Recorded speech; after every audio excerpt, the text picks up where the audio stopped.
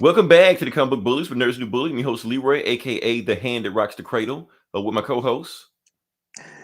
Yeah, this is Eli, aka Spice Boy. Oh, I didn't think of that. I was thinking of something, but I couldn't think of anything. Yeah, and we're back with another episode. And yeah, like I said, we know a bunch of stuff happened this week. Some good stuff, some bad stuff, a lot of stuff in the news. We're not going to touch that because if we did, we'd have like a 4-hour show, which even we won't even watch that. So why even talk about that? So we're just going to just get down to the nitty gritty and talk about what everybody wants to talk about this week. Dune. So we're going to do a full Dune review. And you actually got 2 point of views from Dune because you got one guy that has no idea what this is. I maybe saw a photo or a picture of about some sand, and that's it. And then you got the Ubermensch. I may be saying it wrong. uh, of the person that knows everything about Dune, so we're gonna go with that. Doonesbury over here. Right. But before we get into that, we always got to do our annual Halloween do's and don'ts. Now the thing is, Eli, I think we missed last year Did we? because we may or may not. I can't remember if we did. Oh, or that's not, right. I was traveling back from Washington like on Halloween or something, wasn't I? Or something like something? that. Okay, so we didn't even do a show that week. Okay, so that's cool. Yeah. That's cool. Let's go ahead and start there. So we didn't do a show last year with Halloween do's and don'ts, but every other year we did it. You always got people asking me, Lever, what you gonna dress up as this year? Look, we're still recovering from a pandemic. I wear a mask every fucking day. I'm not wearing one on Halloween. So you can just cancel that. I'm not doing that. But the thing is with Halloween is that we know what the real spirit of Halloween is. And when all boils down to it, it's about women wearing slutty cosplay. That's what it's about. You know. Basically. Yeah. Yeah. So I tried to find that Megan Thee Stallion one, Eli. I think I forgot to upload it, but whatever, like that. But you saw it, the pinhead. The Cenobite. Yeah, that's why I had to represent. Shout out to Megan. Right. I think I think that's your celebrity crush, Eli. I think she's growing on you. Because first she said she likes anime, Now she's cosplaying as Pinhead, Yeah. So The only time I'm ever gonna jerk off to Pinhead. Never say last time. Just say first time. Never thought it would happen, but here I am. Never say never. Jake Fisher. Exactly, Jake Fisher. That's the only thing we like, because girls dressing up as they're just wearing like a mouse on their head, like with lingerie and shit like that. What are you? I'm a mouse. Like, what do you see those ears? Whatever. Nobody's looking at the ears when you got boom, boom, boom going on. But we gotta talk about what to do and what not to do. Now, the thing is, a lot of people already started their Halloween party, cosplay parties or Halloween parties, even though Halloween technically is next week. But let's talk about what we always talk about on the because, like I said, Eli, we got to do our due diligence because if we don't do it, that's on you if you don't do it. So the first thing I'm going to say my part of it. First thing, if you do dress up as a black character, that is okay if you're not black, but do not wear blackface. That's the main thing. Don't wear blackface. You want to dress up Luke Cage?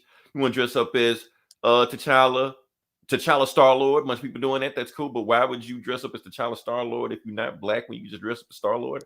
I don't get that, but whatever. But the main thing is don't dress up, don't wear blackface. That's all. Luke Cage with the afro, I'm gonna say no. I'm gonna put like this. If you got to think about it, just don't do it. But what you got there, Eli?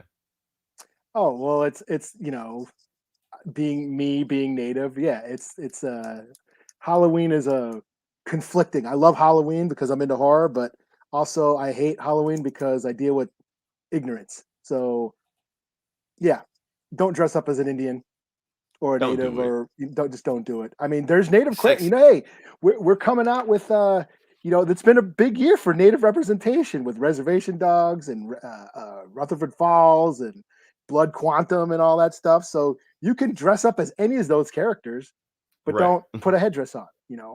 Exactly. And that's the thing, like I said, Jake Fisher, Black Panther. I've seen plenty of white kids out there dressed up as Black Panther. Not a big deal, not a problem. Just don't paint their faces. That's all. It's not. We're not asking for a lot. Just don't do that, and you're good. You're okay. Yeah, I saw a couple years ago. I saw a girl post a picture. She was cosplaying as Carrie from Legion. Carrie and Carrie. They were the two people. The native chick that lived inside the old man's body. and Mhm. she would come out and kick ass and shit. Well, she dressed up as her, and just wore her uniform, and that's it. She's a native character on this show. This non-native woman dressed up as her, and it was cool because she wasn't wearing fucking feathers or buckskin or any of that shit. She was just dressing up as how this character dressed up on the show, and it was dope. I was like, hell, that's how you do it. Yeah, and that's the thing. Like I said, this media thing is a big part of it because the more representation we all get in media, the more we can, understand each other's cultures. You know, if all you see on TV with natives is just, Tonto and that's it, then that's or Zach Morris in a headdress, that's what your expectation is going to be. But now we're seeing more representation, your opinions might change. So, And I know there's all the bunch of native or non-native folk who get all like, oh, we're not allowed to have. I thought this was America and it's freedom and all. They act like the oppression fantasy. Just cut the shit. right. Just don't do it, or And do people, it. Don't do it and then see what happens. Especially again, exactly. if you're Freedom going of to dress up. speech or Yeah, freedom to do whatever you want to do is not freedom of consequence. yeah. Don't bitch when someone calls you out on it or someone throws something at your head. Right.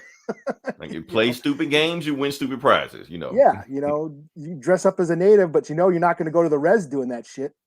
Right. Don't go trick or treating on the res. You're not going to do that. So Right. Or if you're doing something wrong. right. Or you are dressing up as blackface, in Black Panther, feel free to walk down West Jackson doing that. They would love to see you do that. So yeah. All right. So that being said, let's move on to the next part of the podcast. Let's jump into it because we're gonna talk about the good stuff, the stuff you want to talk about, stuff you've been talking about the whole time, and that's been getting some good traction ever since you've been talking about it. So before we get there, I'm gonna give you like a whole. I see you getting your notes ready. That's cool. Okay. But before we get there, hold your horses. Hold your horses. We're gonna get there. We're gonna get there. I see the show. But yeah, give it to me. What is the number one movie of the week? It's got to be Dune, right? Did it actually do good? Are we going to It get a actually did. sequel? It okay. Let's talk about it. Let's talk about it. Okay. So what we're gonna do is we're gonna talk about that Dune is the number one movie of the week, and this is the highest grossing weekend of any HBO Max movie. So that's pretty good. So it actually did pretty good. It did 40 million. Not Venom. Venom did twice as much, but that's Venom, whatever like that. But as far as expectations of what they've been doing so far versus what they're doing now, that's pretty good. Like I said, Dune, highest grossing HBO Max movie this week at the theaters. And the thing is, with what Warner Brothers said is that they're not just going just by the theater, the box office numbers. They're also taking into consideration HBO Max also, because HBO Max, that's what they're pushing right now. They're using Dune to push HBO Max. So if it does go to HBO Max, then they're going to give them a good chance to do Dune sequel also. Which, why they signed up for this movie to not do a sequel, I don't know why they would do something like that. But it is Warner Brothers. This is kind of what they do. Don't put anything past Warner Brothers. But for the most part, the movie's been getting good reactions. I've been on Twitter. I've been monitoring the chatter. And for the most part, it's been positive reaction for it. So why they wouldn't make a sequel, I don't know why they wouldn't. But like I said, but that's just what the fan reactions are going on right now. So Eli, like I said, this is your baby. You've been talking about Dune actually for the entire year. So this is your chance. I have no idea what you thought about this movie as a movie, but I'm gonna give you a chance to just go nuts, go wild, do what you will. You know what? I want to know what you think. You want to know what I think? I've been talking about this shit for a year. Okay.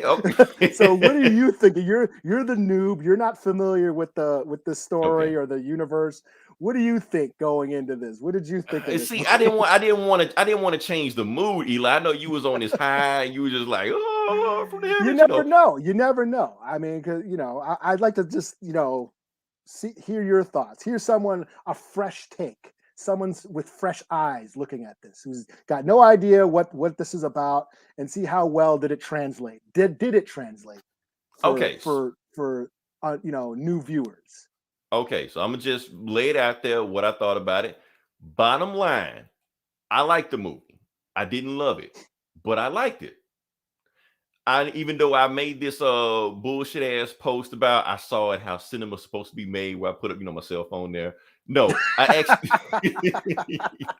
I actually went to the theaters and watched the movie. I went to No IMAX. shit. I went to, yeah, I saw it because I knew it was going to be on HBO Max, and I saw the trailer like that, and I felt like, you know what?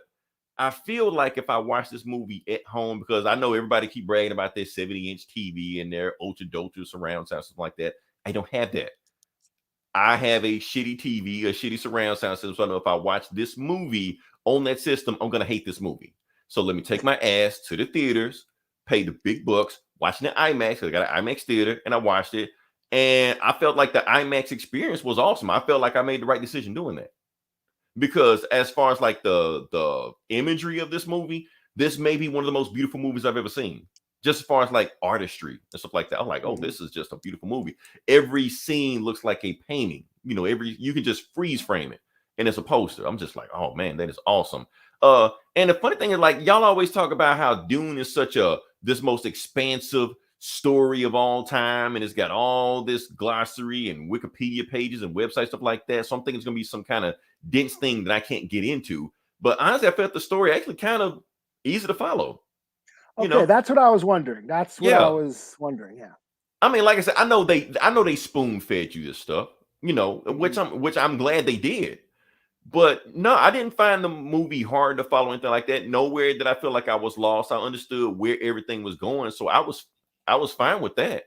So what was I expecting? I understood the plot. Now I feel like I knew I followed about 70% of the movie. There was some stuff I lost, but the stuff that I didn't understand, that's when I went back to HBO Max, because I did have HBO Max there, so I got a chance to watch it. And like, you watched it multiple times? I watched it once in the theater and twice on HBO Max. No shit. You're rolling harder than I am.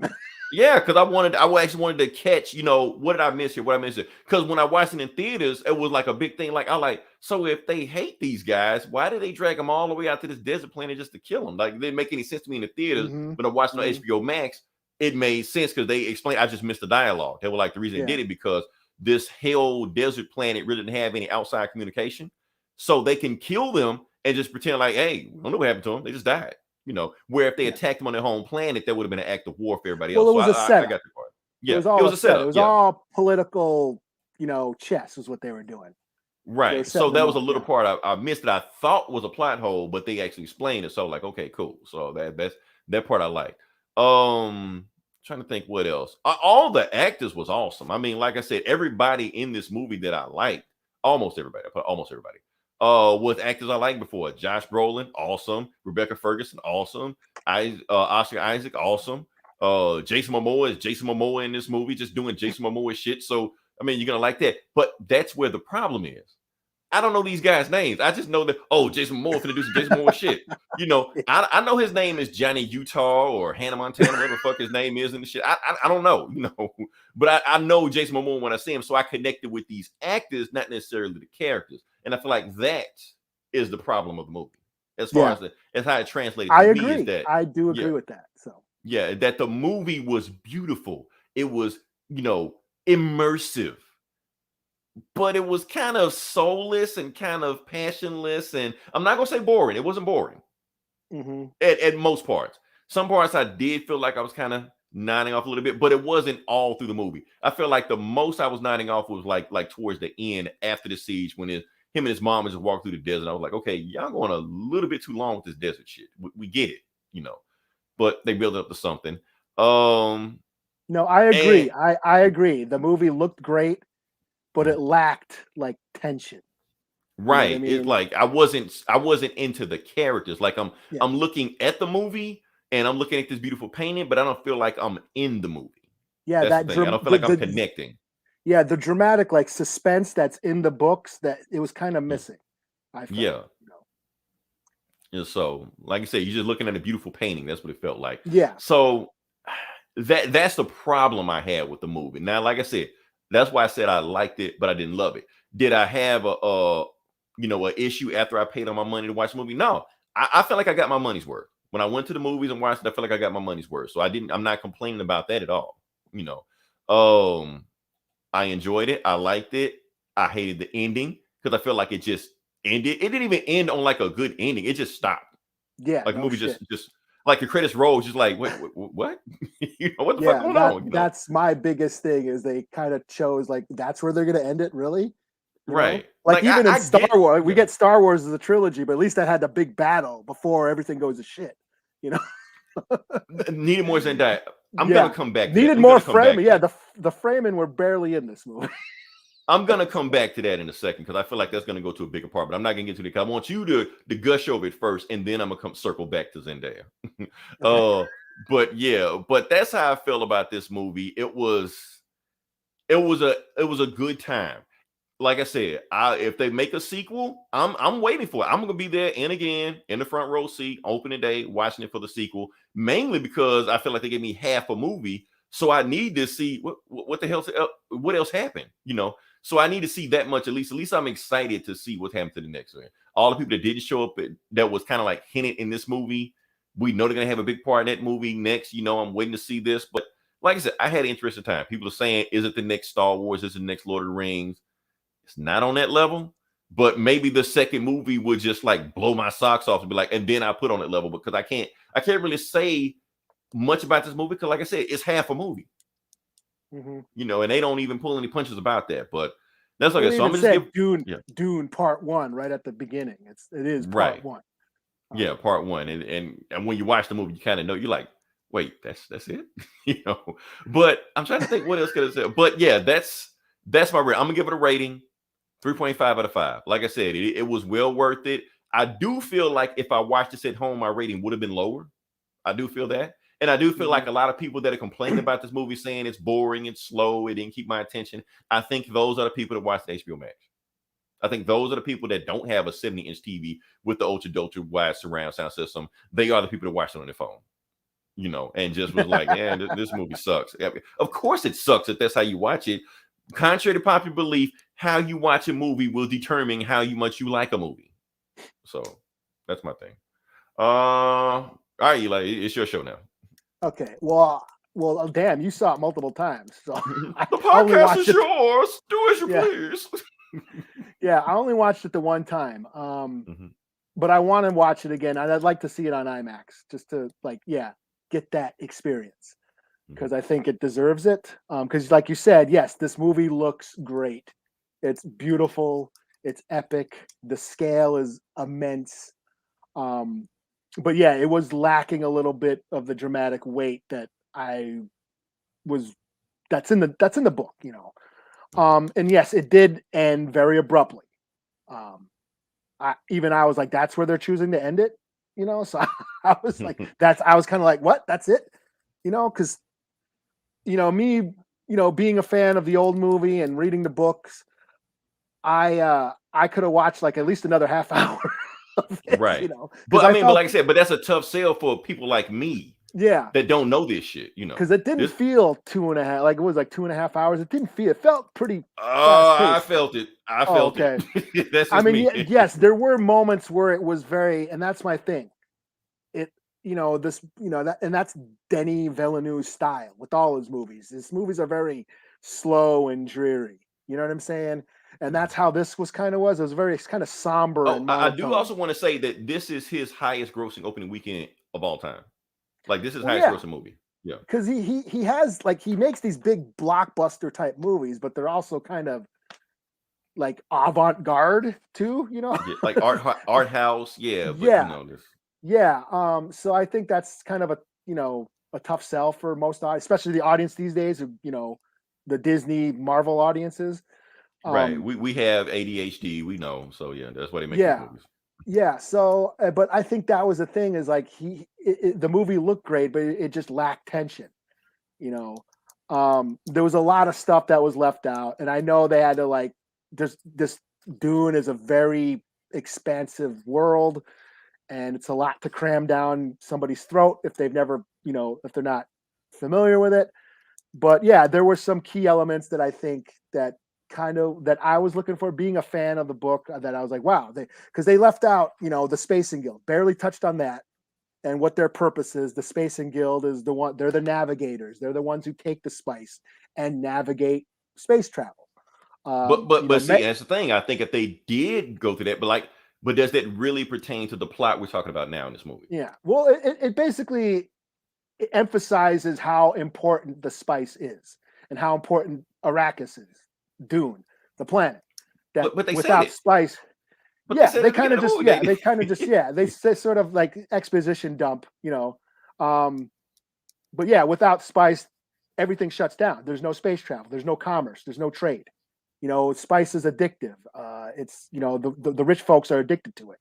It like makes you live longer, expands your consciousness. And you get addicted to it. Without it, you'll die. So if the spice like stops production, everyone's gonna die. right? So that's how important spice is. But I yeah, the mean, but here's mentats. the thing. But do we really have to go with a long explanation about this, or can he just say spice important? Because we I get it, suppose, yeah, you know. they did show a little. They didn't show. That's the thing. The navigators, the Spacing Guild, they're like mutants. They've been addicted to spice for so long that they look like these weird mutant alien things with big giant brains and shit. So me being a fan of the book, I'm like, oh, that I'd like to see what they look like in this new version of Dune, but we didn't get to see that. So yeah, I was a little disappointed by all the stuff that was left out. That's why I'd like to watch this again without bias. You know what I'm saying? The mentats are barely Thurfer Howitt or whatever. He was in it, but they don't really explain what mentats Yeah, are. yeah. See, that's the thing. When you start naming names like Thurston Howell, I don't know who you're talking about. Yeah, well, mentats are like Spock. I pretty much think they inspired Spock. They're like human computers.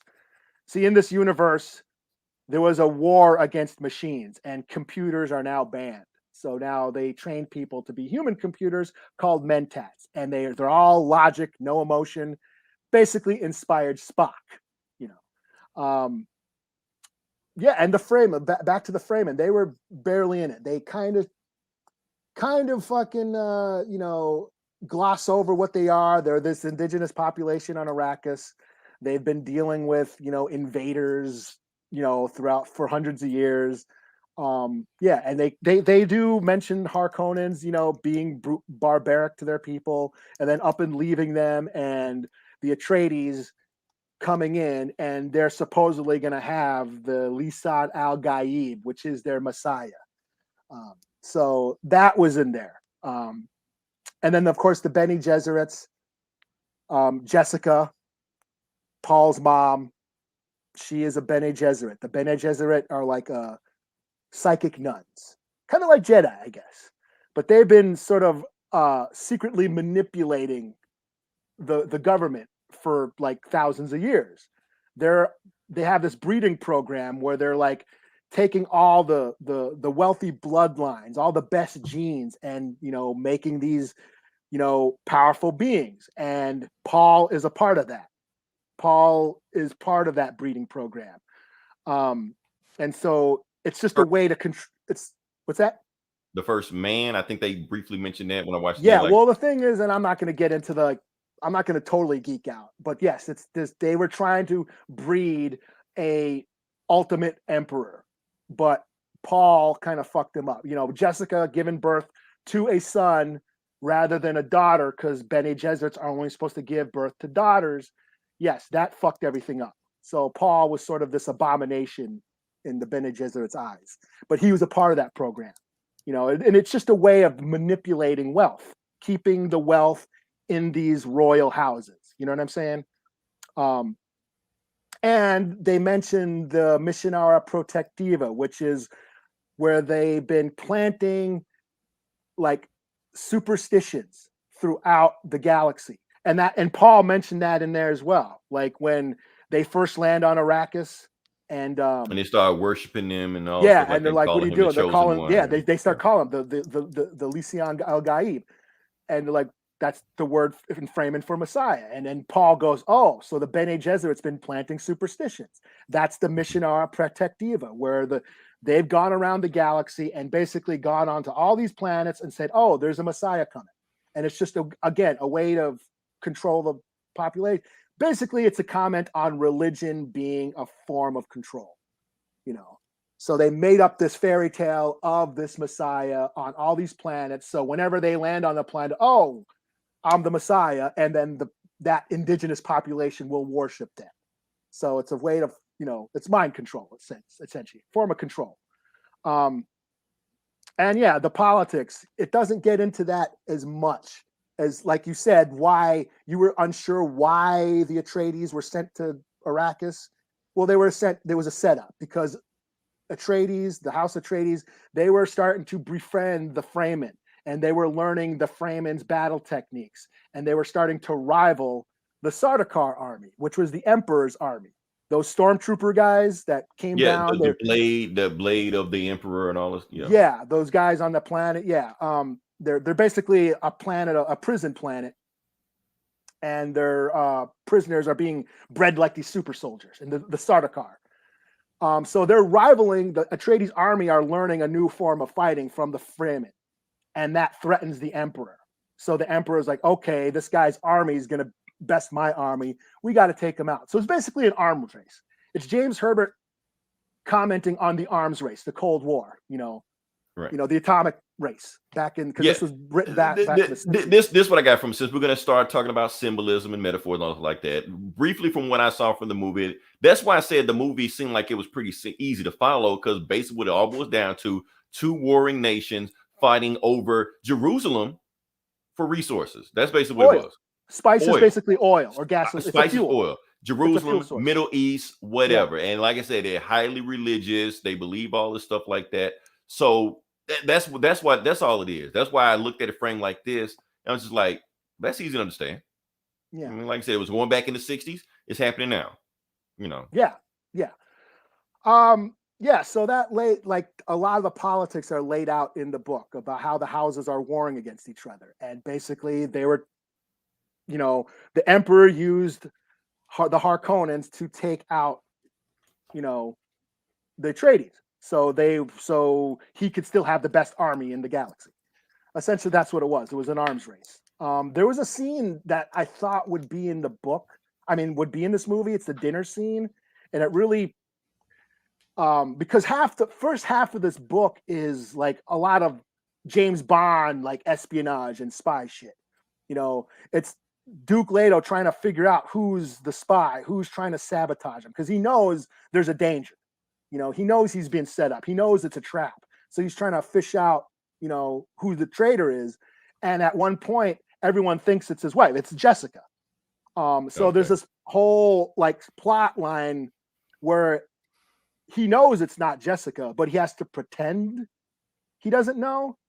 So that's like this. Yeah, they kind of breeze through that in the movie. Yeah, and there's a scene where Duncan Idaho, Jason Momoa's character, gets drunk, and he's talking all this shit, and he's like talking shit about Jessica, and basically implying that she's a traitor, and it's like this tense scene. But there's also this dinner scene where, again, they've Jessica, because she's a Bene Gesserit, she knows the weirding way and the voice and all that.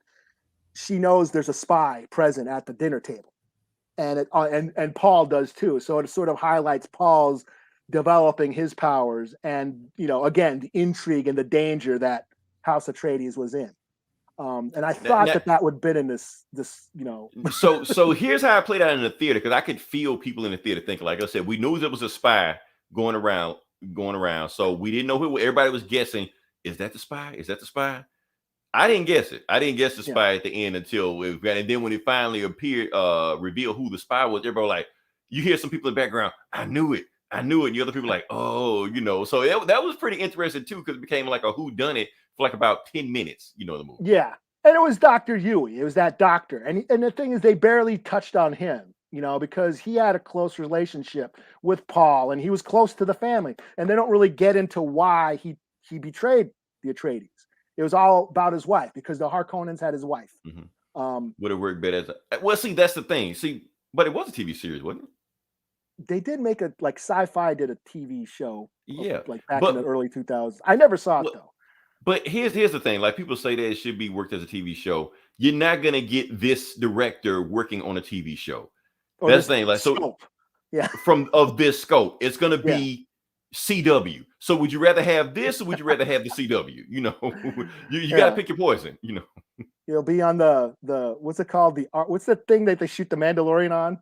That soundstage that's like circular, like virtual I didn't know it reality, had a basically. I didn't know it had a name, but It's yeah, got a name. I can't remember what it's called. Yeah, it's a new soundstage at Lucasfilm where they shoot Mandalorian on. right. They just throw sand on them and action. You know, Yeah, just 'cause, like we don't want that. yeah. So yeah, I mean, and all that just added to the tension, and that's what I'm saying. You, like you said, you had a hard time connecting with the characters. So did I. They were just kind of sort of bland.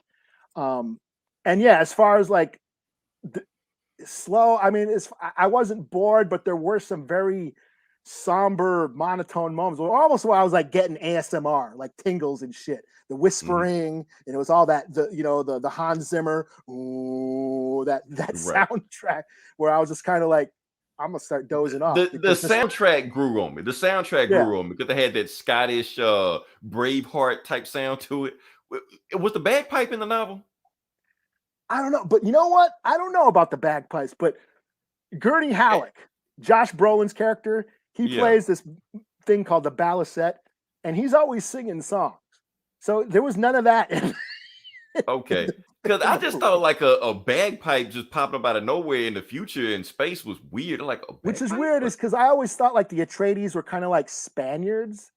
You know what I mean? They kind of right. resemble because they were bullfighting and shit. You know, Right. Because he mentioned bullfighting. Yeah, I'm pretty sure it's a bigger thing than that in the books. But yeah. so bagpipes like part of Spanish culture? I don't, I don't No, it's know. supposed to be Scottish culture, but Yeah, it's just yeah, like I yeah. don't know where that came from. It's weird. I thought it was weird. Yeah, I was expecting, Josh Brolin to be like doing flamenco shit. you know. Olay. Yeah. But of course the ending. Yes, I had to like that's where they're gonna end it. I thought they'd at least end with some big climactic battle. Like at least I figured they were gonna like we would see House Atreides fall and Paul and Jessica go out to the desert Mhm. and at least meet the Fremen. But I didn't think they were gonna like that's it. Like they would meet the Fremen and then the movie ended. I thought they'd at least Right. like chill with them for a while, and at least And like then they get walk one around for a little bit, and like maybe then they like all the cool basically ended where all the cool shit in the book starts happening, all the worm riding and the battles and shit. I thought there'd at least be right. one battle because in the trailer it showed like Paul fighting the Sardaukar. I'm like, oh, But that okay, was just maybe one of his dreams of and it shit was he just could one of do. his Yeah. dreams, yeah. So I thought like at least it'd end like on some climactic note. It just sort of like abruptly ended on almost like was it even a cliffhanger? Because they just Right. It just stopped. It's just like, yeah, okay. like okay, like didn't know. Okay, we got 2.5 hours done. It's time to go. You know, But that scene where it did end, I was disappointed because that's a very powerful scene in the book where he kills Jameis, the Fremen Mhm. guy who challenges the trial by combat, where he Right. challenges Paul because Paul kills him in the book, Mhm. but then he cries for him. And this is the Okay. thing where crying, or that scene where Stilgar spits Mhm. at Leto, giving your body's moisture is a form of honor. It's a form of respect because on Arrakis there's no water, so you have Mhm. to preserve as much moisture as you can. When somebody dies, they recycle all their body's moisture and recycle it into water. Because that's how precious water is on Arrakis. So spitting is a form of respect because you're giving up your body's moisture. After Paul kills Jameis in that trial by combat, it's his first time killing somebody, and he didn't want to fight him. And so he cries, Mhm. and the Fremen are like, "Holy shit!" He's giving moisture to the dead, to somebody he doesn't even know. So that's how he earns their respect because he's giving his tears, which is his body's moisture, to a dead Okay. guy that he was fighting. And None they none were of like, that happened in the no, and it's a movie. very emotional scene, and I was like, damn, that they didn't do that in the movie. And Especially this is how, that actually would have been a cool ending. and yeah, this was the ending of the movie, and they didn't have that.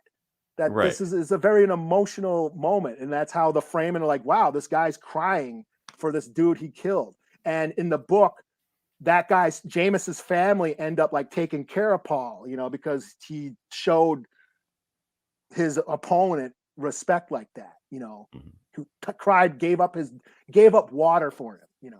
So that's what I'm saying. There's a lot of stuff in the book that wasn't in the movie that me as a fan of the book, like, wow, kind of disappointing.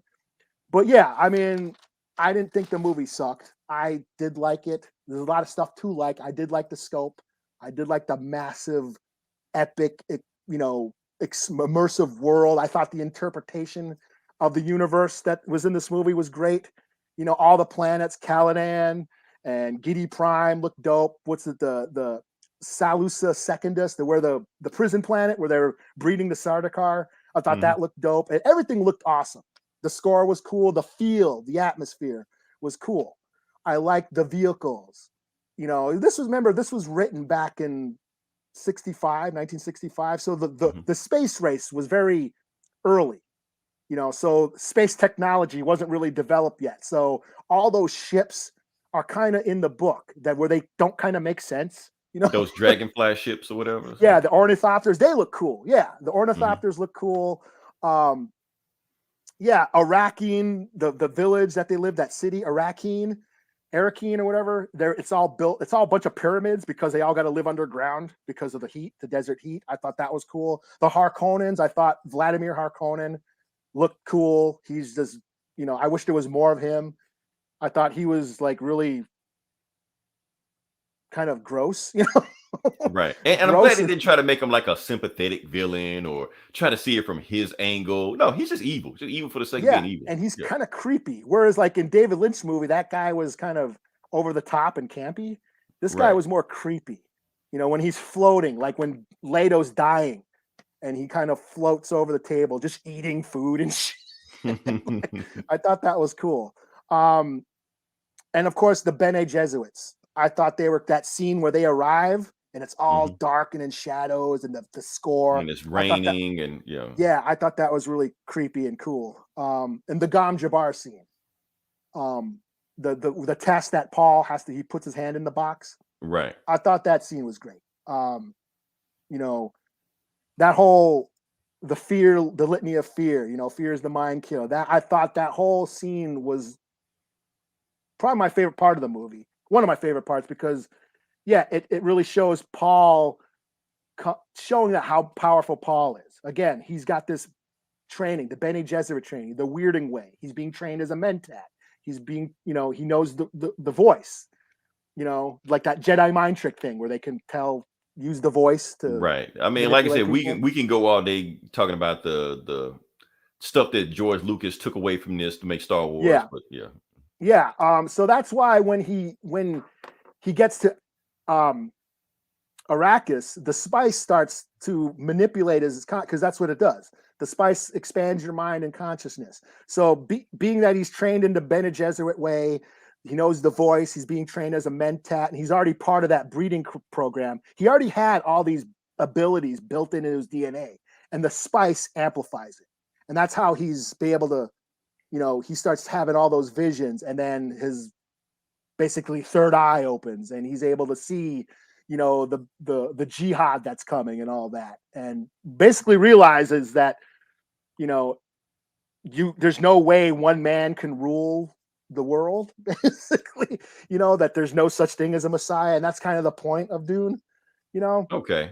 I'm glad you're saying that because I know you got some more notes, but the thing which you just said actually is very important to me, that you're saying that turns out, spoiler alert, he may or may not be the Messiah because they're building him up to be the Messiah, which you see a lot, like I said, for people that don't know this book and just going to this information just now, it basically feels like another white savior trope. Yeah. Just saying it's that, but you're saying it's not that, so that's pretty cool. Now, the thing is, let's talk about this white savior trope. A lot of people are talking about this movie is white savior. It's another white savior narrative. You can't knock this movie for being a white savior trope because the white savior trope is kind of like embedded into space sci-fi and just sci-fi in general. You could just throw a rock and hit any movie and you're going to get it. It's in Star Wars. Hell, it's in the Matrix. Well, and it's interesting because back to the Bene Gesserits planting superstitions, the Missionara Protectiva. That's what they are. They're basically going around to all these planets, planting these myths and legends and this whole false thing of a Messiah coming and using it to their advantage. That religion is just a form of control, and Paul knows that. So he's also kind of using it, in the end, to his advantage. So it's not so much he's a savior, he's being just as manipulated. He's part of that system. And that's what the point of Dune is. It's not a hero, especially when you read the later books. This shit doesn't go well. So this is not a hero's journey. I mean, people want to think, oh, he's Luke Skywalker. He's Frodo or whatever. You know what I mean? It's not a hero's tale. This isn't the Christ mythology. This is more of a comment on how all that is a form of manipulation of the population. Damn, that rhymes. But but yeah, I mean, that whole thing with the Fremen and their culture and how they look up to him, Paul is using them, and he knows this, and he feels conflicted about it, especially in the book, because he knows that religions and messiahs, this war, this jihad that's coming, it's being waged in his name, and he's trying to stop it. That's what he's trying to do. He doesn't want this big giant war to come and being waged in his name. They're going to fight. All these people are going to die for him, and he's trying to stop that. So that's kind of the point of the book. It's like, don't blindly follow political charismatic leaders. Okay. So it's actually a subversion of the white savior trope. Basically, yeah. And in the book, like I said, I don't think that they're white in the book. They're more like Spaniards. They're of like a darker Spaniards complexion. are white. Yeah. Ask the Incans. They came from you. They were Europeans. Yeah. Right. Well, yeah. I mean, Stilgar. He's like one of my favorite characters. He was barely in it, but the moments he was on scene and I thought were cool. That's Javier Bardem or whatever his name is. The spitting scene, And Liet Kynes, his death was cool. They was that a gender race swap thing? Yeah, okay, Kynes, the black woman who was the planet, the ecological, the environmentalist. She did mention her husband died and she took over or something, but yeah. Yeah, she is sort of like the liaison between the Fremen and the government. She deals with whatever house that's ruling Arrakis, and to her, they're all invaders. Harkonnens were brutal. She's seen them come and go. And that's how when the Atreides show up, she views them the same way. These are just more colonizers, until that rescue scene when they rescue the factory, the spice factory from the worm. When Duke Leto's like, forget the spice, just save the men. And she actually it cuts to her like, wow, this guy gives a shit about the people. Right, because everybody else would have been like, just save the spice, screw these guys. So that gets her respect in the book. That's, Leto actually cares about the people instead of the wealth. So that earns her respect. So that's when she starts to, giving little warnings like, hey, you got to watch yourself because people are lining up against you. But her death in the movie is dope. Because in the book, she just sort of wanders out and dies in the desert of her wounds. But in the book, she like summons the worm and and she's getting ready to ride it. And we were like, what's she about to do? What's she about to do? Bam, dead. Like, oh shit, we wanted to see what she was gonna do. Yeah. I only worship Shai Hulud. And then she like, you know what? Yeah. The theater, when she started beating on the ground, the theater, you could hear the theater start like thumping on the side of that chair also at the same time with her thumping. So I was like, okay. I'm like in a rock concert, Yeah. So yeah, I thought her death was really cool. The shields, I thought the shields that they had, those body shields that were body like shields of blue, pre lightsaber. Yeah. Momoa being like Duncan, Idaho, he's just a warrior, and Momoa's perfect for that. And the voice, how they portrayed the voice, Jessica using the voice to kill the Harkonnens and the Thopter, I thought that was cool. And of course the worms. The worms were awesome. I mean, because I feel like the movie, that's the main special effect the movie was, hinging on. So if that didn't work, you don't have a movie. But I like that it did look like they were like almost like tapeworms. Like it looked like a butthole. It looked like the Sarlacc pit. Right. Because that's what we said. Me and my friends, we called the Sarlacc pit back in the OG Return of the Jedi, You're right. you know, before George Lucas fucked it all up and put a beak coming out, like Right. you know, this clucking duck beak. But yeah, we called it a butt with teeth. That's what we. That's what it looked Yeah, like. it's This what the Sam butthole word with, is, right? So yeah. yeah, it looked like this butthole with spikes. You know. So yeah, I thought the worms were really cool. Yeah, just all those subtle, you know, being a fan of the book, there was a lot of subtle things that I thought were really cool. You know, Paul staring out across the ocean before he leaves Arrakis. You know, this is the last It's time like he's going Luke to see water. Skywalker looking at the twin sun, but yeah. Yeah, it's like this is the last time he's going to see water like this. You know, or when they arrive on Arrakis and you see the, you know, the light just shine on everybody and they can feel the heat and the spice sort of like expanding their minds already, you know.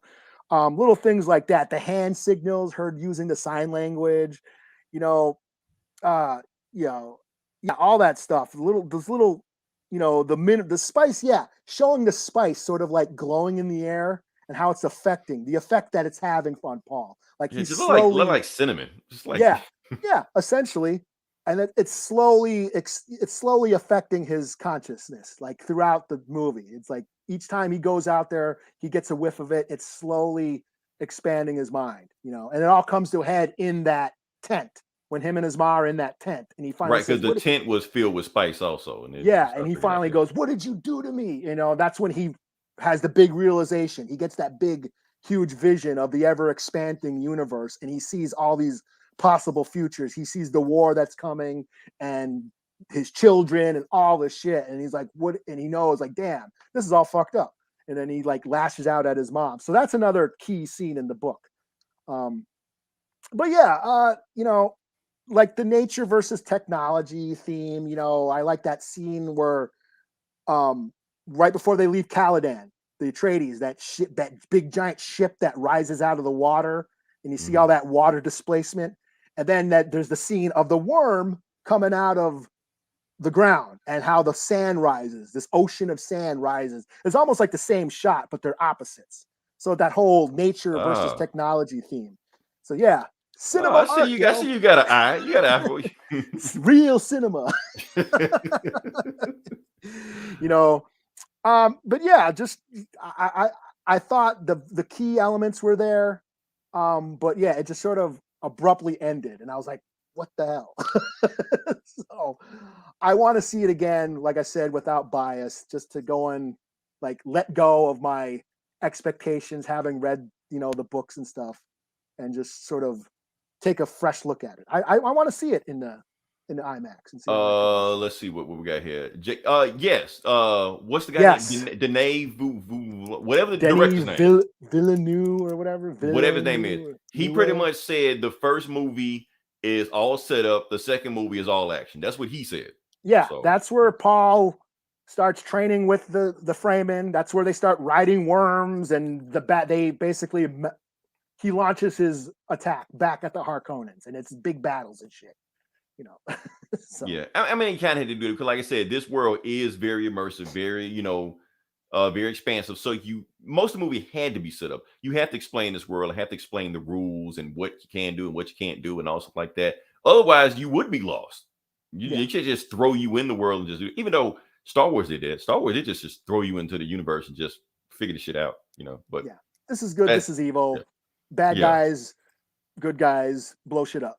yeah. Star And be Wars honest, is Star yeah. Wars is for kids. In the end, it's always been for kids. This is a little And bit that's more what George mature. Lucas has always been saying. It's for kids. Yeah, So you all you know. 40-year-old motherfuckers, get off his nuts.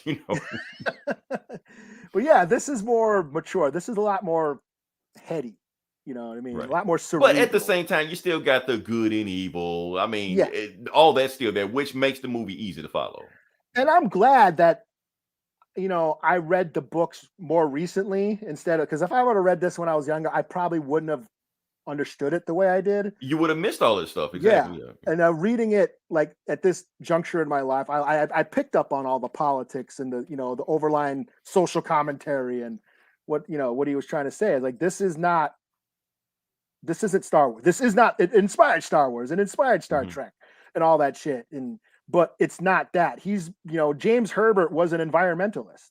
He was talking about how civilization is fucking up the natural world. And that's kind of what the reason why he wrote this book is all the politics and all the, these nations warring over this natural resource and how it, in the end, it just fucks everything up, So that's the point of Dune. Right. A story as old as time. So yeah. All right. But you got to slap a rating on it. I think I'll go 3.5 as well. Like I liked it, but I wasn't particularly blown away by it. Now, see, Eli, this is like the first time we've had the same rating on a movie in a while. Yeah. Either I love it, or you hate it, or you hate it and I love it. Whatever. Like this, just like right in the middle. So yeah, but I am glad that people who aren't familiar with the story are able to follow it. That makes me. I will say this movie is not for everybody. I just can't just go raving to everybody. Just go watch it. You got to be a certain type of person because you have to be into sci-fi and notice sci-fi tropes to even get into this world to begin with. If that's not your thing, if you're not into Star Wars, not into Lord of the Rings, stuff like that, I don't think this is going to get you. Yeah. But if you are into that, you can pick up on it because you'll see those tropes. Like I said, people say that this is the greatest sci-fi movie, sci-fi story ever made. One of those reasons are because almost every sci-fi story followed after that, you can kind of see it in there. So it pretty much influenced modern sci-fi, Star Wars, right. Star Trek. So you see those even tropes, shit that Marvel does, even shit that the X-Men, especially Marvel, all the superpowers and any psychic powers and all the X-Men shit. The Bene Gesserits are doing that shit, right? So it's all there. So yeah, like I said, we're gonna move to the next one. Like I said, that wraps up our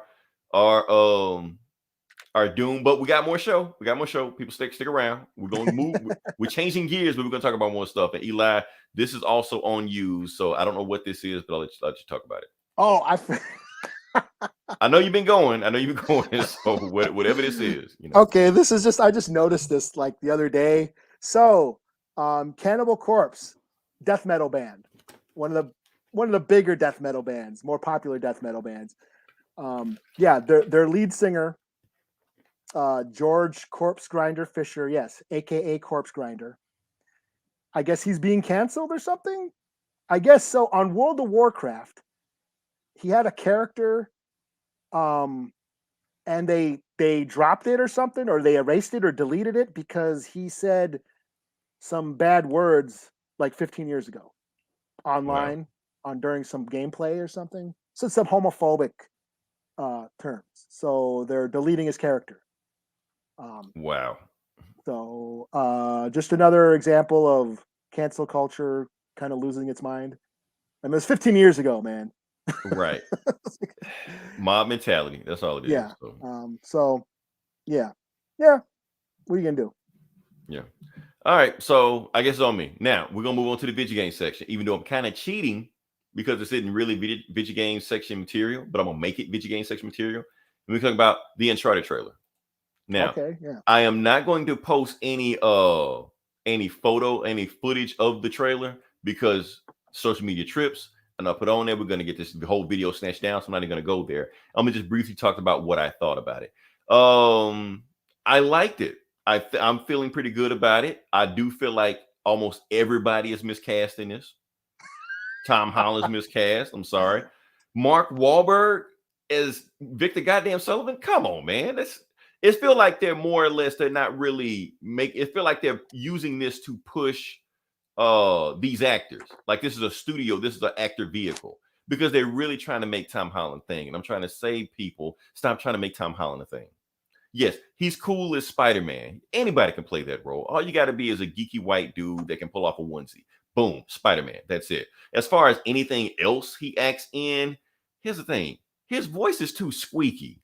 I thought he would have, his nuts would have dropped by now, but no, he's still just kind of just as squeaky as he did back in Civil War. So I'm like, come on, man, you couldn't get anybody else. Let's see what we got. Felt Force. That was not a good trailer. But here's the thing, Jake. They got me, and the reason they got me because almost everything in that trailer was a reference to something in the video game. So that nostalgia button started hitting. Like I said, I played all the games like multiple times, So when I see that, oh, they got that from that. Oh, they got that from that. Oh, Chloe's in this game. Oh, I remember that scene. So it's taking me back to the game. So even though I clearly acknowledge that everybody's been miscast in this movie, I still want to see it just because of that. But here's the thing. Here's the thing. They already made a perfect live action Uncharted adaptation a couple years ago. And I can show that because and it popped up on YouTube. It was free, and it was like the guy that got to play Nathan Drake was Nathan Fillion, who everybody was one of the fan cast demands anyway. You know, the guy from Firefly. And his thing, a lot of people think that that's where they got the that's where they got the likeness of Nathan Drake from, but actually they didn't. They didn't model Nathan Drake after Nathan Fillion. Can you guess who they modeled him after, Eli? I want to see if you can guess. Like the original video game character. Okay. No, you see, I'm going to see if you just try to throw a name like this. See if you can guess who they modeled him after. A video game character? Yeah, I'll tell you. I just want Chris Redfield? Okay. I don't know. No, a real guy. A real guy. Okay. Oh, I'm gonna tell you. I'm gonna tell you. You think Resident Evil. No, they modeled Nathan Drake after Johnny Knoxville. Oh, I think you said that. I think you said that before. I said it like 2 years ago, but yeah, it's whatever. What do we got? Let's see. For some, I've never played any of the games, and I thought it looked like a fine generic version of an Indiana Jones, James Bond shit. That's what the games were. So it's like the game. What the game isn't even based off Indiana Jones. The game is a ripoff of Tomb Raider, which is a ripoff of Indiana Jones, which is a ripoff of James Bond. Because I can do a whole podcast about how Indiana Jones and James Bond got similarities. But what is it? Is it a Living Daylights or whatever, that James Bond movie where they're fighting Living Daylights on the plane? Yeah, fighting out. They're being dragged by the plane, fighting on that cargo thing and shit. Yeah. So the video game, Uncharted 3 stole that scene where you had to do it. You was fighting with the guy out there, but the movie steals that scene. So it looks like it's ripping off James Bond, but it's really ripping off the game that ripped off James Bond. But we can keep going down this rabbit hole, but we're not going to go down that rabbit hole. That's all I want to say. Fast and the Furious thing, like cars driving through the air and shit, and it's got everything the kids like these days. Yeah, so I mean, at the same time, it probably is going to be just another generic, video game movie, which for a video game movie will be one of the best video game movies ever made because most of them are even average. Well, if you're saying Sonic is the best video game movie, then yeah, Sonic is the best video game movie ever made. I don't care what anybody says. But anyway, let's move on past that because we're running low on time. So I just want to briefly talk about one more thing, or do I? Do I want to talk about that thing? No, I don't want to talk about the thing. That's it. We're done. Okay, so we're gonna move to the next part of the podcast. So, like I said, this comic book bullies, where we're talking about the comic books, and we're just gonna jump into it. And Eli, should I go first? You probably should. Okay, let me go first then. Okay, because you've been talking all day. I might have to let my dog in anyways. Let me give you a breather. Let me see. I'm gonna have to drop the mic for a second. This new Resident Evil is the best. You mean video game movie? But it's not even out yet. Video game. It's not even out yet. We can't say that. Coming out in theaters. It's coming out like in a couple of weeks. Is it? Yeah, like November 12th or something. We will see. We will see. Because it damn sure in those old Resident Evil movies, though, that is not the best video game movie ever. Or it might be because the bar is just that low. So I don't know. Anyway, we're gonna talk about the comic books, and the first book we're gonna review is what are we gonna review? Trial of Magneto. Trial of Magneto. Yeah, X-Men Trial of Magneto, part 3 of 5. And we're kind of just moving through this story right now.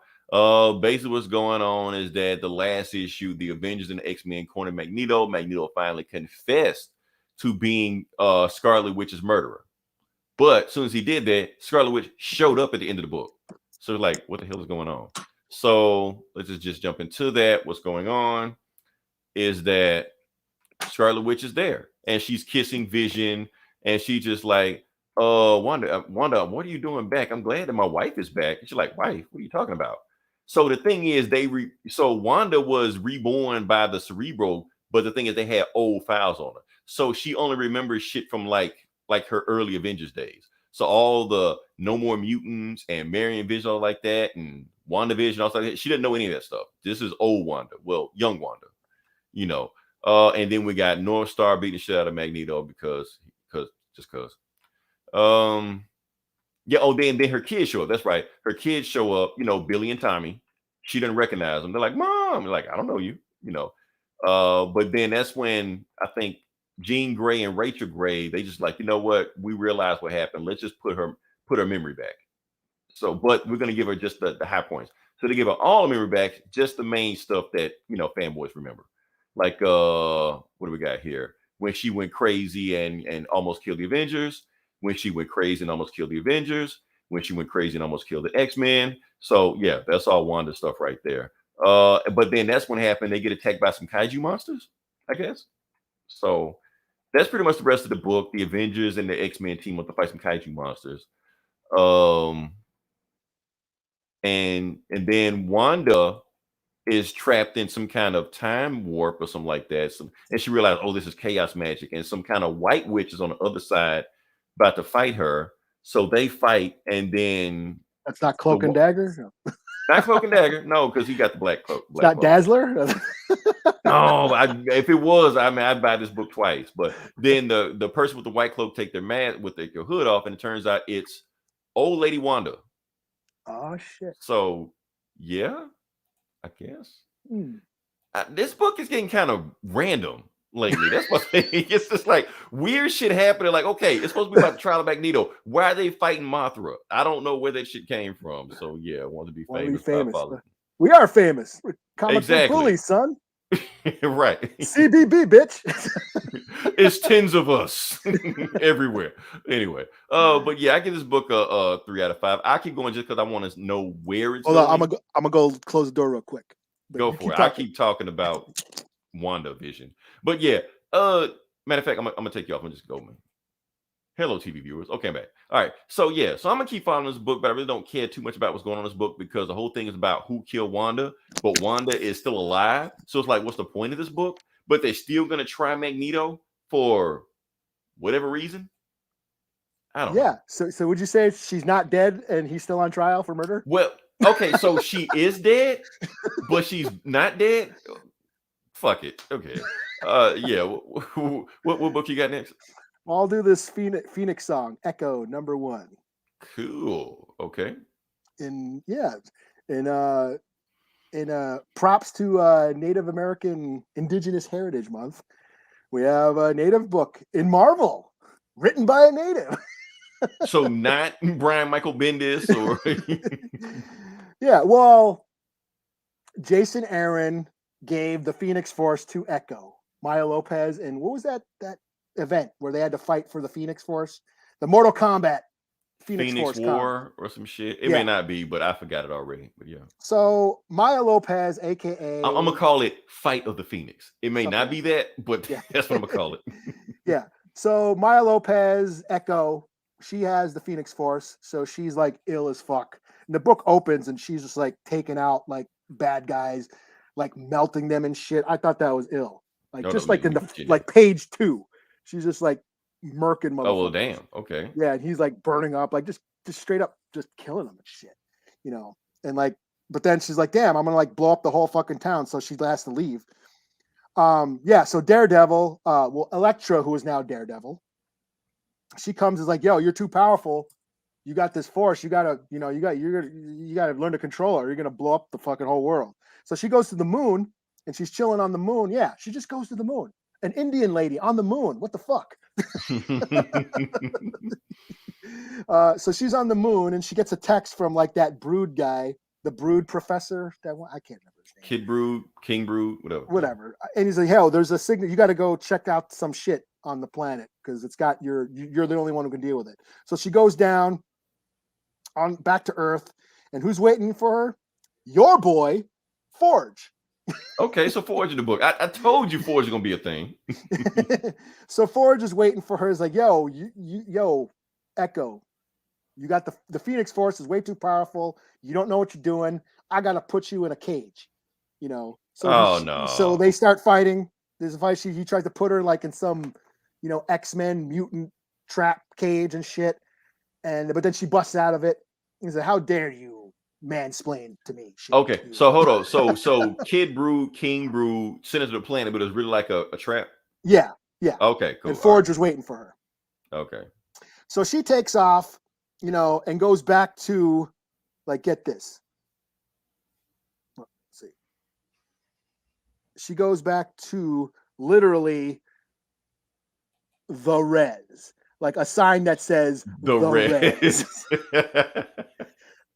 Now, is this Marvel canon? Is the res now Marvel canon? Is Disney going to trademark the res? Hey, they did Wakanda, so get ready for a res theme park. Like, are we going to have to, like, fucking not pay Marvel some money every time all us natives say the res or some shit? Like, Yo, them a quarter. The theme park is coming. It's already in work right now. Yeah, they're going to open up the res theme park.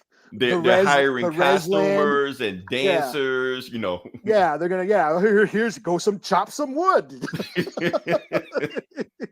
Gonna have a restaurant there, Yeah, here's the throw some tires on the roof of your trailer attraction. here's outhouse land. Like, what the fuck? Oh, man. Yeah. So she basically goes back to the res and meets this dude. I can't remember his name, but she knew her grandfather, and he has some abilities too. He's got some mutant abilities, but basically she goes back and he's like, yeah, you gotta learn to get a hold of your power, learn how to use it. Come back home and basically reconnect with your traditions, reconnect with your ancestors, and we'll show you the way. And that's kind of where it ends. So she's back on the res, back at home, back with her relatives, and she's gonna learn how to use the Phoenix Force.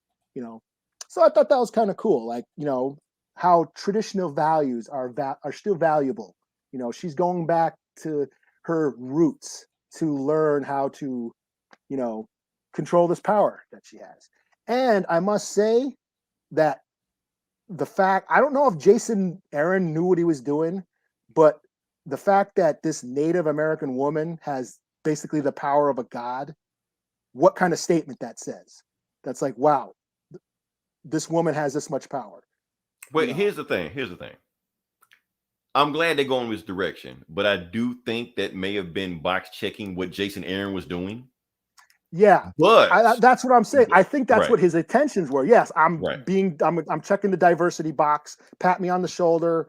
I'm virtue signaling, but the effect that has, because Native Americans don't see themselves like that ever in the media. So the fact that a Native woman with disabilities has this much power is a strong statement, because in traditional indigenous culture, women are in charge. For those who don't know, the U.S. Congress was based off of the Iroquois Confederacy, the clan mother system. The clan mothers were in charge of advising the chiefs and stuff. That's the government is based off of, how Native tribes ruled. Yeah, I'm pretty sure Jason Aaron didn't know that. Yeah, so that's what I'm saying. I don't think he's aware of what that statement is and how inspiring that is. So I kind of thought that was cool. But at the same time, that is good on Marvel to get actual, diversity in their creative team, not just the characters, but in the creative team. Because this is written. Yeah, this is written by Rebecca Roanhorse. She's an Indigenous writer. She's written novels. She's written stories in the Marvel Indigenous Voices book last year. So yeah, this is coming from a Native perspective, so which is cool. So and it's just showing that, instead of just her just going out and kicking ass and doing X-Men shit, that yes, that is a Native perspective of going back home, going back to your relatives, and getting in touch with your roots for healing. That's a healing factor. You know what I mean? So she'll learn how to use this power that she has. So this isn't a one shot, right? No, this is a number one. It's a to be continued. I don't think it's an ongoing, but I think it's probably like a 4 or 5 issues. So yeah, I give it a 4 out of 5. I thought this was cool. So. Cool. And thank God Black Eyed Peas didn't write this book. So, yeah. All right. So next book I'm going to review is this a hot topic, but I'm going to review it anyway. Superman, Son of Kal-El, number 4. But that shit didn't happen yet. And no, it didn't. That's the thing. Like, is this the book where they make out? No, it's not. It's just Yeah. a Superman book. That's all. So yeah, that shit didn't happen till like I think like next month. But they went. But the thing was, see, I didn't even want to talk about it. But let's go ahead and address Well, you it. know Let's address the elephant in the room. They're triggered as fuck. Yeah. Yeah, because the thing was, like I said, it was National Coming Out Day, which is why DC did it, because they knew news topics were going to just jump on that shit right then. Even though they knew the book wasn't going to come out for a while, they knew news topics going to jump out on it. But I wish let me just finish. I'm just because I really just want to talk about the book. But let me just go ahead and address this right now. So, did they do the right thing doing this or not? I mean, if you look at the sales numbers, Eli, it may have been the right thing. Nobody has given a shit what Superman did for the last 10 years.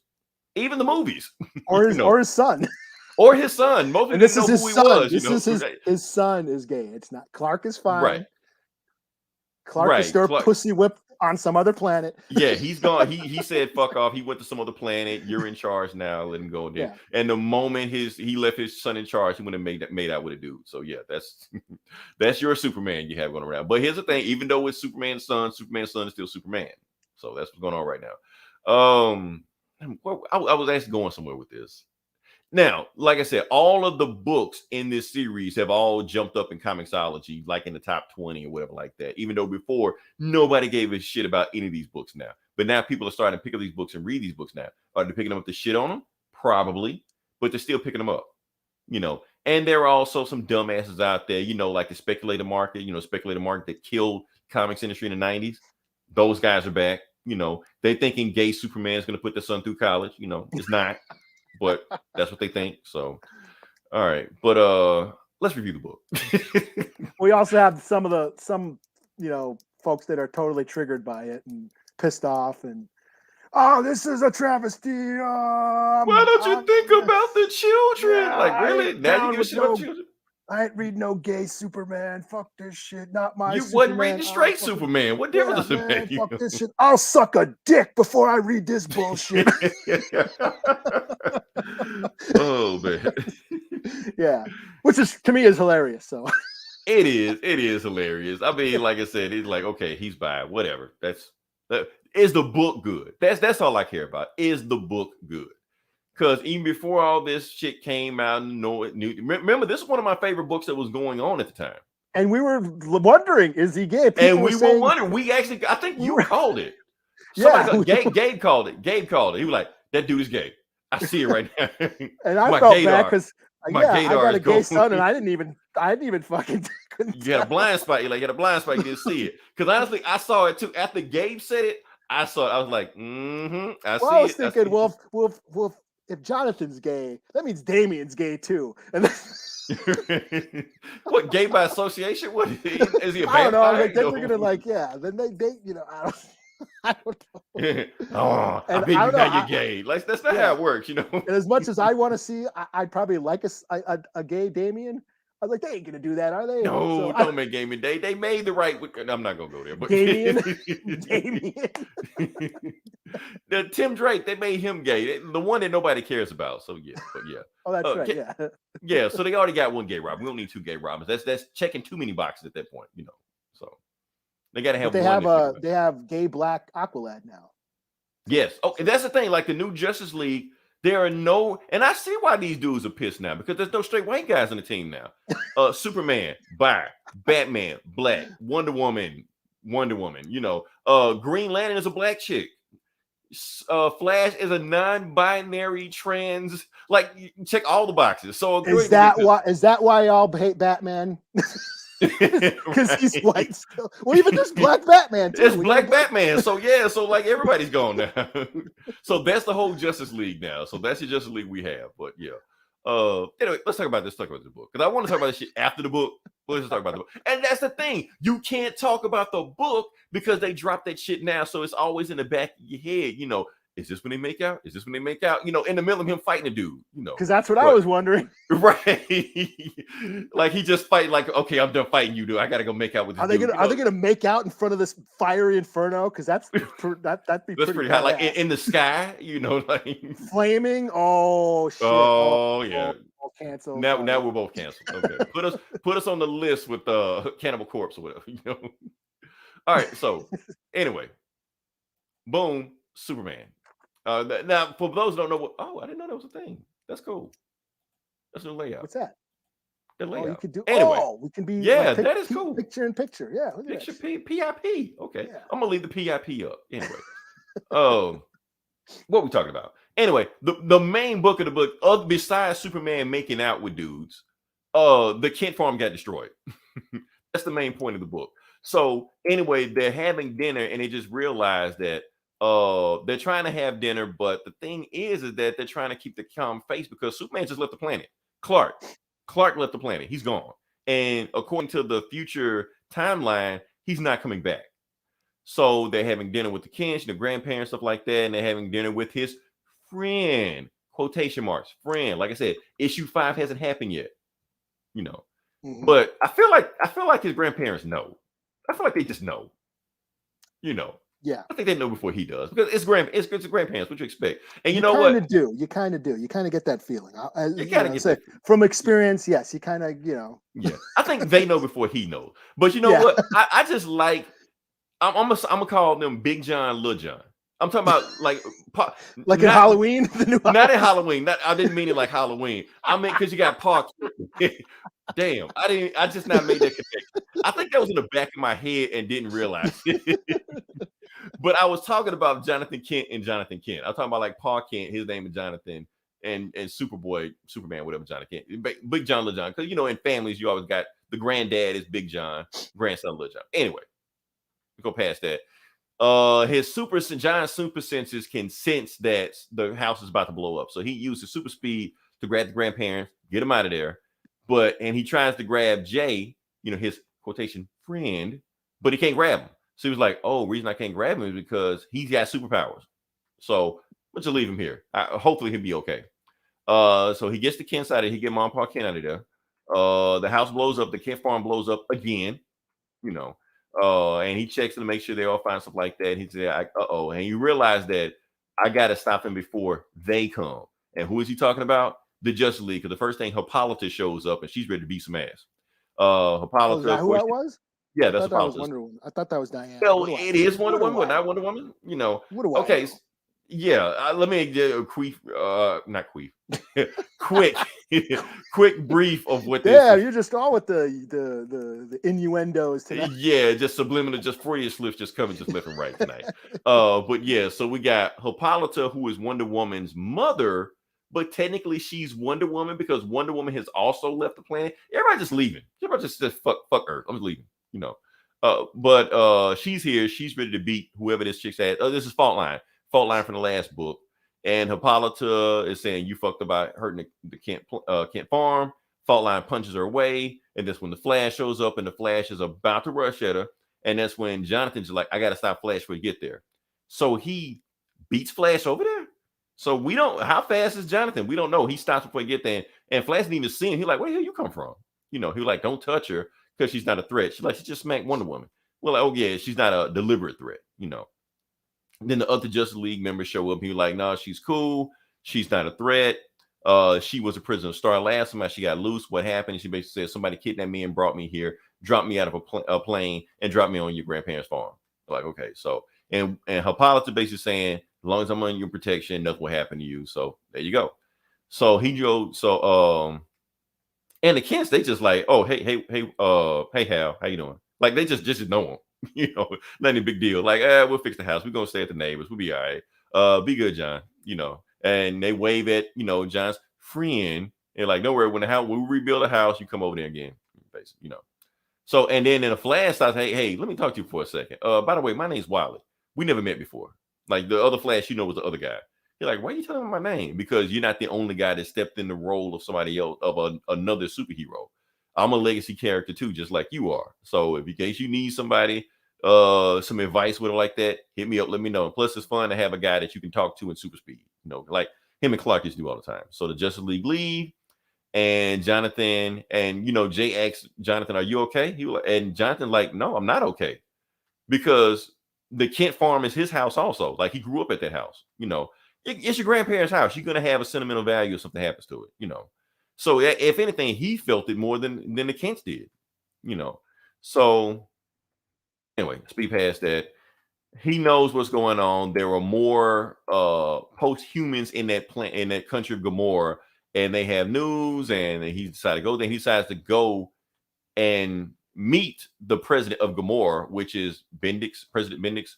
And he's just like, look, I know what you did. He's like, nah, everybody that you freed, those guys are criminals. They weren't refugees, they were criminals. He's like, oh yeah, you're lying. And the reason I know that because I can feel your heartbeat. Now, even though that you're good, so I can tell that you halfway believe the bullshit you're telling me.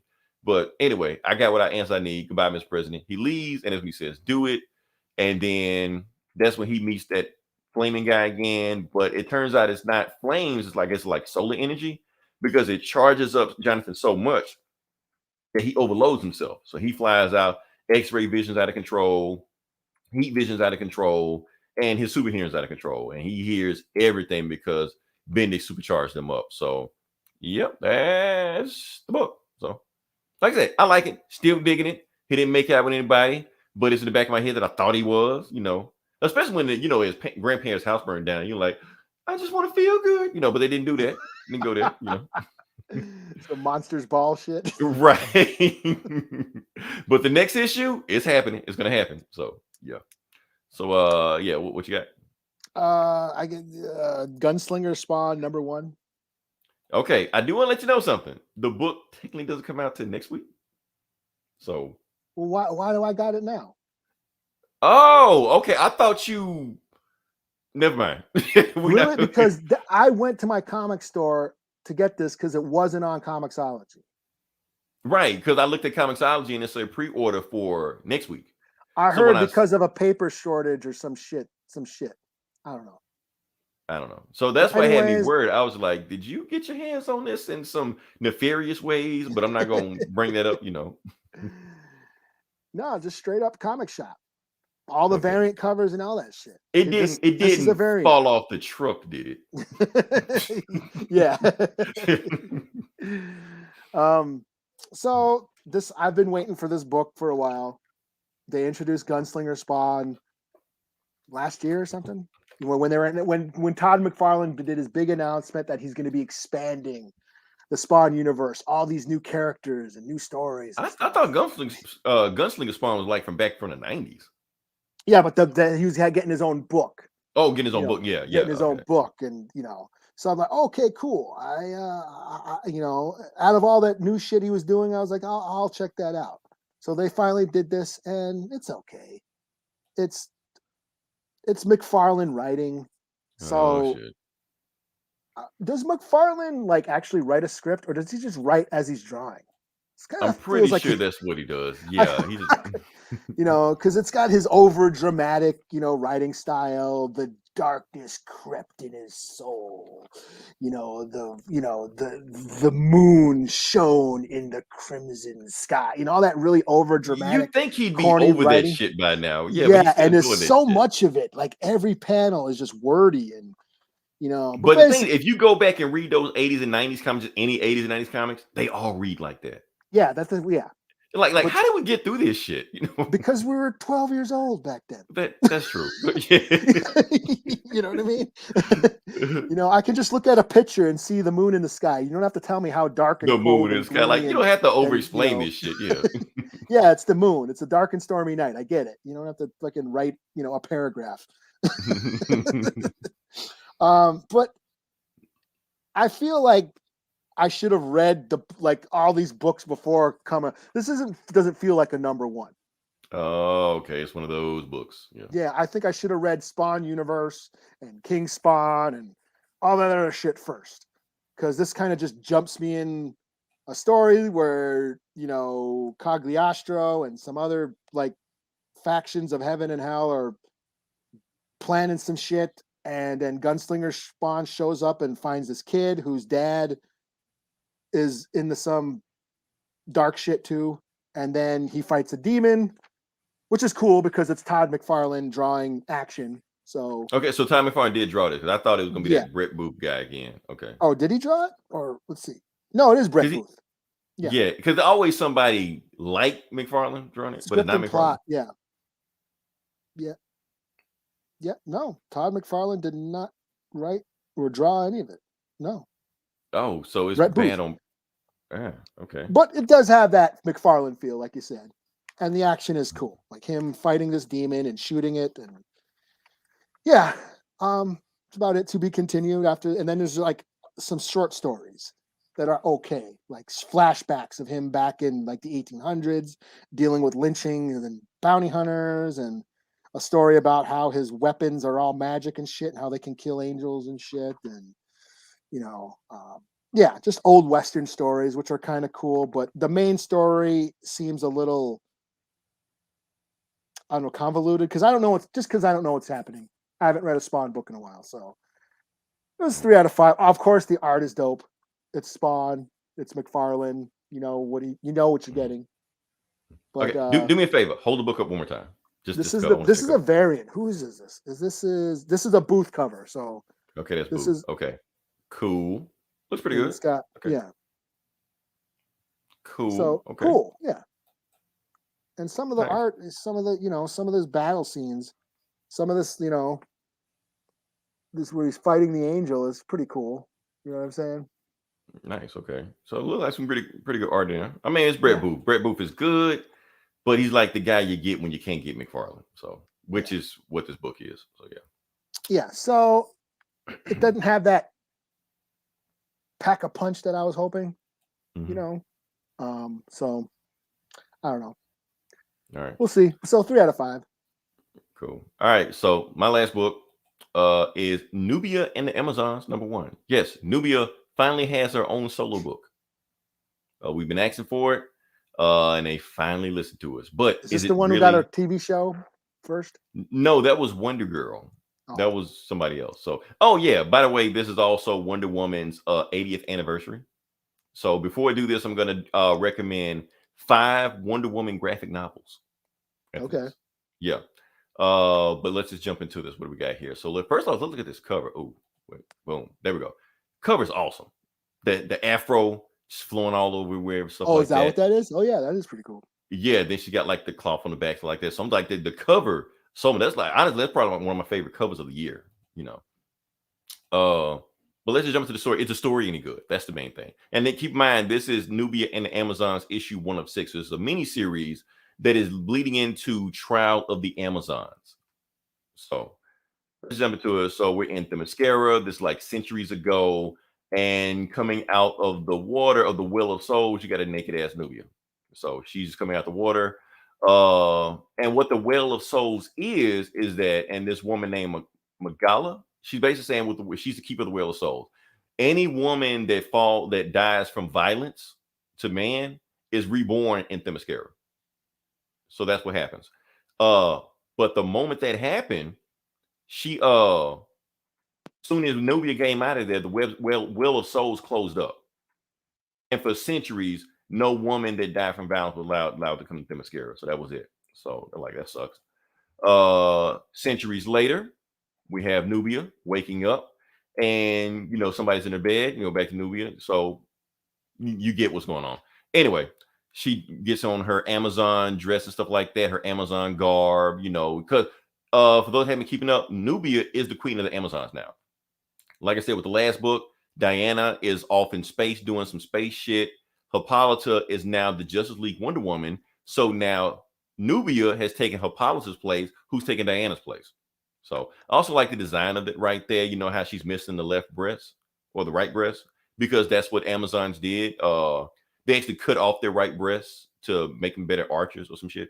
So the missing breastplate is dignity of that. I did not look at that closely to notice that. So. Yeah, it's a thing. It's a thing. Look it up. Anyway, going on past that, what we have here is that they have just realized that the Well of Souls has reopened up after centuries. So since the Well of Souls are opened up, that means they have new Amazons they can have. And I'm gonna Well just of cut raw. Souls. Where did I hear that from?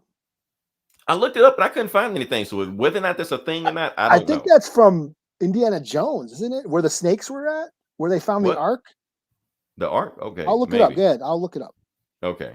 All right. So anyway, she's meeting new Amazons, basically saying you're going to have trials. We got to find out what your new job is going to be here on Amazon Island on Themyscira, and go from there. So yeah. And I'm gonna just cut all the way to the end. Basically, what happens is they train the Amazons. The Amazons have dinner. They all get names, stuff like that. I do like this panel. This panel is pretty cool. She's welcoming them there, and they name themselves. I'm Dramina, I'm Xena, I'm Delphine, whatever, all the stuff like that. But here's the thing. The thing is that they need somebody to guard the gates of hell, because that's what the Amazons do. It's always one Amazon at the gates of hell. So they're going to get one of these new ones and have them there, but they don't know which one they're going to be, And while they're doing that, Sophia, I think Sophia is her name. She has a dream of what's going to happen. And her dream is basically all hell breaking loose. Diana's coming back. Yeah, basically like Ragnarok or whatever the Greeks call it, they shit. And the gates of hell open up, So that's the book. So yeah, this book kind of sucked. Yeah, that's sounded like you were all into it too. I was into the cover. I was into the concept, the idea of Nubia. But reading this book sucked. Now, here's the thing. Now, last year when we read Future State and they had Nubia in those books and she was doing all this and doing all that, and I was like, well, that's pretty interesting. But this is a completely different writer from the last year of the Nubia books then. And this writer is just writing some boring shit, man. I'm just like, I'm not interested in this. And honestly, I don't even feel like this is a Nubia book. I just feel like this is just a complete setup book for another book. It's just Nubia is in it sometimes. So I still feel like DC is screwing us over. They still didn't give us the book that we needed. So that's all I got. So I'm done. Overall book, 3 out of 5. Cool cover. But okay, yeah. Well, The Well of Souls is from Raiders of the Lost Ark. It's got to be from somewhere else, because they had to get it from somewhere else. It's the snake, where the snakes were. Well, yeah, it's somewhere, I guess, where the Ark was buried, where he finds the Ark. Yeah, because I tried to look that up, like, is the Well of Souls a thing, but I couldn't find anything. But if you said Raiders of the Lost Ark, okay, cool. So, all right, so yeah, what you got? I'm booked out. Really? That was it? Oh, so there you really were booked out. Oh, okay. Yeah. All right, so I mean, I read Nightwing, but that's like Fear State shit that I don't give a shit, or Future State, or whatever the fucking state is. Yeah, I dropped off on that shit. I don't give a shit, Yeah. So, all right, well, cool. Yeah, like I said, if you listen this long, definitely like, share, subscribe. Like I said, we have other podcasts on the Outright Geekery Network. We have This Geeks and Comics. We have OK Boomer, and I think that's it. Yeah, that's pretty much it. Yeah. Oh, and Get Valiant may or may not come back, but I don't think they even associate with Outright Geekery. I think they just do their own thing. But I still plug them. Shout out to Get Valiant. So yeah. And yeah, next week, I don't know if anything's gonna happen next week, but we'll find Halloween. Well, technically it won't be, because it will be Halloween, but when we start recording, it'll be November 1st. And you know how that works. The moment, you know what, I might be doing something that night, so we might have to record Monday anyway. So okay, just a heads up. We'll play it by ear. But the moment November hits, we completely forget about October, and it's immediately Christmas season now. So, yeah. So until then, this is Leroy. This is Eli. We'll talk to you guys next week. Same bully time.